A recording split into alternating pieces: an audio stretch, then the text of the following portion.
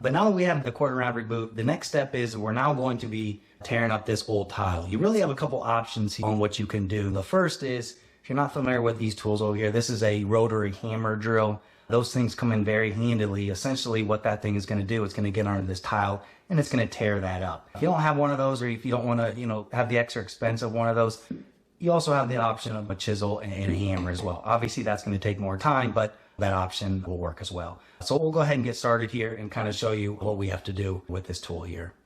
So what you're going to be doing with this tool here, you want to first get started. To get started, a lot of times it's easier just to find a little grout area. And once you get into that grout area, then kind of go like this and push it up like that. So sometimes these come up differently depending on if it's porcelain or ceramic. These tiles, sometimes the whole tile will come up, other times it'll chip like this. But the process is essentially the same. So we'll go through removing these and kind of show you guys the process.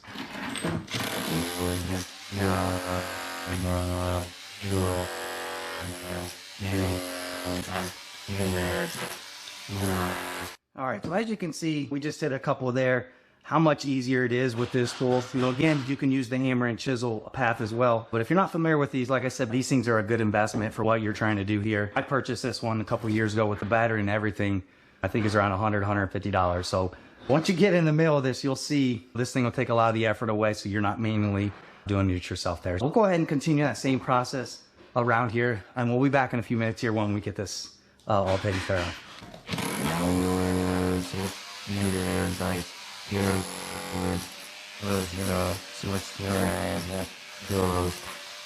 I'll make one comment here real quick. Sometimes when you're removing the tile, you can get lucky and the backer board might be in good shape, or you might just have to level it up a little bit there.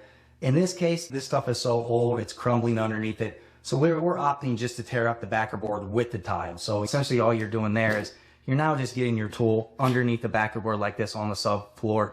Now be careful with these tools. If you hold them like this, you're going to be digging down in the subfloor. So try to maintain an angle like this, get underneath the tile, and then you'll pull the backer board up with it as well. So let me give you an example here of what I'm talking about.